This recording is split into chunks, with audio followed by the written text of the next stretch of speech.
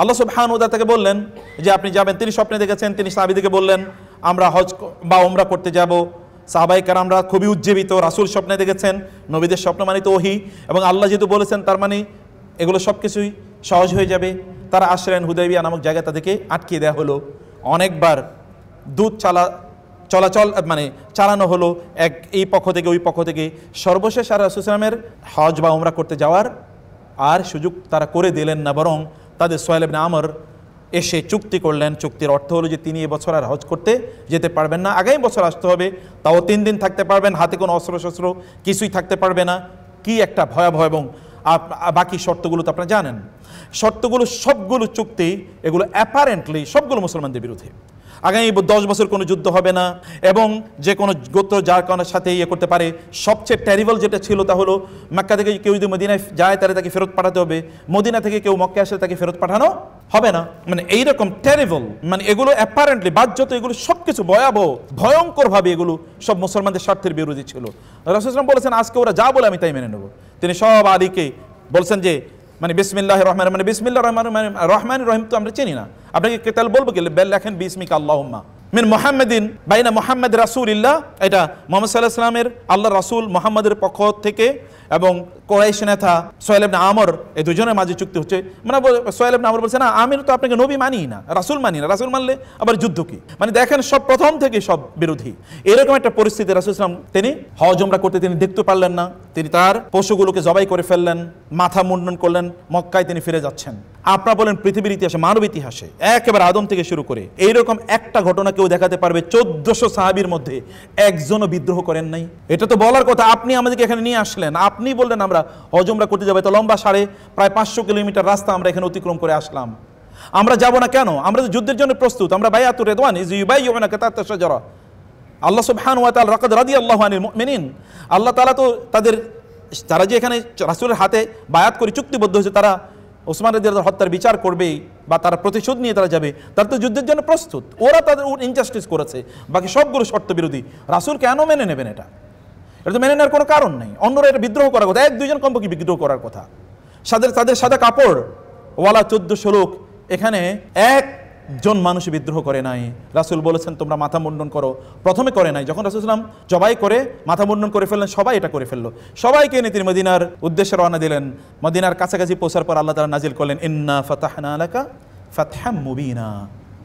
ওমর রাদিয়াল্লাহু তাআলা এসে বলেন ইয়া রাসূলুল্লাহ, এটা কি বিজয়? বলে হ্যাঁ এটাই বিজয়। ওমর বলেন রাসূল যখন বলেছে তখনই আমার মনে হলো হ্যাঁ এটাই তো বিজয়। আপনি বলেন তো 1400 মানুষের মধ্যে আমরা হলে কত লোকের মধ্যে মোরতাদ হয়ে যেত, কত লোক বিদ্রোহ করতো। 1-2 জন বলতো না আমি এটা মানি না, এটা আমি করি না, ঠিক আছে আমি এই ধর্ম মানি না। উনি স্বপ্নে দেখেছেন তাহলে নবীর স্বপ্ন মিথ্যা, এরকম বলতে পারতেন। একজন বলেছে, কি মানুষ তৈরি করেছে বলেন তো? এইরকম সোনার মানুষ আপনি পৃথিবীর ইতিহাসে একটা খুঁজে পাবেন। আস-সাবিকুনাল আউয়ালুনা মিনাল মুহাজিরিন ওয়াল আনসার। আল্লাহ সুবহানাহু ওয়া তাআলা কি প্রশংসা করেছেন কোরআনে। মানুষ তৈরি করা এটা সবচেয়ে বড় ইস্যু, এবং মানুষ তৈরি করতে পারি না, এটা আমাদের সবচেয়ে বড় ব্যর্থতা। আমাদের পূর্বপুরুষরা মানুষ তৈরি করেছেন। রাসূল সাল্লাল্লাহু আলাইহি ওয়াসাল্লাম কি মানুষ তৈরি করেছেন? যখন তিনি ইন্তেকাল করেছেন, সাহাবায়ে কেরামরা মনে করেছে দিন বুঝি শেষ, কারণ আবু বকর রাদিয়াল্লাহু তাআলা তো রাজুলুন বাক্কা, তিনি ছিলেন কি রাজুলান কানা রাজুলান আসিফান। আয়েশা রাদিয়াল্লাহু তাআলা তার বাবার ব্যাপারে বলছেন, আয়েশা রাদিয়াল্লাহু আমার বাবা তো ছিলেন কানা রাজুলান বাক্কা আন আসিফা, যখনই তিনি নামাজে দাঁড়াতেন কোরআন তেলাওয়াত করতেন তখন তিনি কাঁদতেন। উনি নেতৃত্ব দেবেন মানে ভাবতেও পারি না। রাসূল বলেন কি? তিনি যখন খলিফা হলেন, আপনি জানেন তখন রিদ্দার ইস্যু চারিদিক থেকে 3টি বড় বিপদ মুসলমানদের উপরে এগিয়ে আসে। একদল লোক তারা জাকাত দিতে অস্বীকার করে, আবু বকরের হাতে তারা জাকাত দেবে না, এটা ইসলামিক ফাইন্যান্সিয়াল ইনস্টিটিউশনের ব্যাকবোন, এটা না দিলে কেমনে প্রতিষ্ঠান টিকে না, রাষ্ট্রই টিকে না। এবং আরেক দল বলল কি, তারা বলল যে আমরা মানে ইসলাম প্র্যাকটিস করতে হলে আপনাকে মুসলিম থাকতে হলে আপনাকে কিছু রুলস রেগুলেশন অধীনে থাকতে হবে। তারা বলে যে আমরা we are no longer Muslims, কারণ মুসলমান হলে আপনি মদ খেতে পারবেন না, জুয়া খেলতে পারবেন না, ডাকাতি করতে পারবেন না, নামাজ পড়তে হবে, জাকাত দিতে হবে, রোজা রাখতে হবে। এত অব্লিগেশনস কি আর পালন করা যায় নাকি? এগুলো কিছু করবে না। অতএব মোরতাদ হয়ে গেছে একদল লোক, রিদ্দা। আরেক দল লোক তারা নজবি দাবি করেছে 4 জন, তুলাইহা, তারপরে কি সাজা, মুসাইলামা আল আসওয়াদ, আসওয়াদ আল আনাসি, এই যে 4 জন তারা নবী দাবি করেছে, এদের অধীনে কিন্তু প্রচুর পরিমাণ লোক তারা ওইদিকে চলে গেল। তারা মনে করছে আমাদের নিজেদের যদি একটা নবী থাকে তার খারাপ কি, এটা তো একটা ভালো ব্যবসা। যেমন আমাদের দেশে পিসাবদের একটা ভালো ব্যবসা আছে, মানে কিছু খাজা বাবাদের ব্যবসা, সবার না ভালো দিনদার আছেন, তো এরকম কিছু দুষ্ট আছে। আবার মানে নামাজ পড়বে না, রোজা রাখবে না, এরকম আমার এলাকায় কিছু আছে। তারা কি করবে, কোনো নামাজ নাই ওইখানে, আপনি তার ওইখানে গেলে আর কোনো ব্যবসা নামাজ নাই, বলছে তুমি আমার মুরিদ যেহেতু হইছো তাহলে নামাজ পড়া লাগবে না। অন্যরা খারাপ নেগেটিভ নেবেন না, আমি বলছি যারা খারাপ, আমরা সবাই খারাপদের বিরুদ্ধে বলছি। তো যাই হোক, এই যে একটা পরিস্থিতি, এরা তারা মুরতাদ হয়ে, মানে তাদের পক্ষে কিন্তু প্রচুর পরিমাণ লোক তখন ইয়ে হয়ে গেল, কি হয়ে গেল, তাদের অনুসারী হয়ে গেল।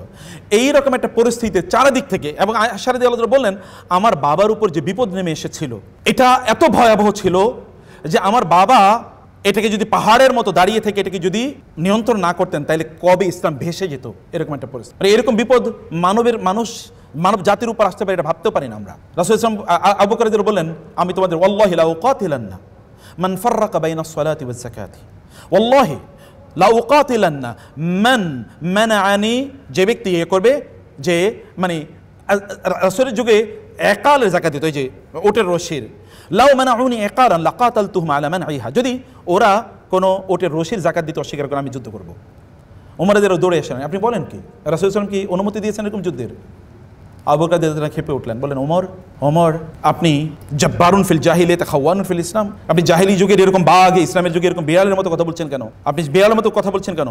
ওমর মনে রাখবেন, যদি আবু বকর বেঁচে থাকা অবস্থায় ইসলামের গায়ে একটা কাঁটার স্পর্শ কেউ করতে পারবে না। আবু বকর বেঁচে থাকা অবস্থায় ইসলামের গায়ে কাঁটার স্পর্শ কেউ করতে পারবে না। আপনার লাগবে না, আমি যুদ্ধ করবো, জান। ওমর রাদিয়াল্লাহু তাআলা আনহু বুঝতে পারলেন না কি বলবেন। আবু বকরের মুখ থেকে এরকম কথা উচ্চারিত হবে তিনি ভাবতেই পারেন না, তিনি চলে গেলেন।